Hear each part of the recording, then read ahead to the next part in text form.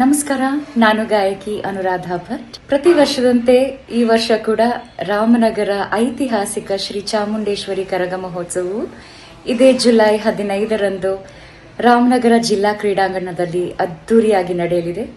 ಇದರ ಪ್ರಯುಕ್ತ ನಡೆಯಲಿರೋ ಸಂಗೀತ ಕಾರ್ಯಕ್ರಮದಲ್ಲಿ ಹಾಡೋದಕ್ಕೆ ನಾನು ಬರ್ತಾ ಇದ್ದೀನಿ. ನೀವು ಕೂಡ ತಪ್ಪದೆ ಬನ್ನಿ. ನಾವೆಲ್ಲರೂ ಸೇರಿ ಕಾರ್ಯಕ್ರಮವನ್ನ ಯಶಸ್ವಿಗೊಳಿಸೋಣ.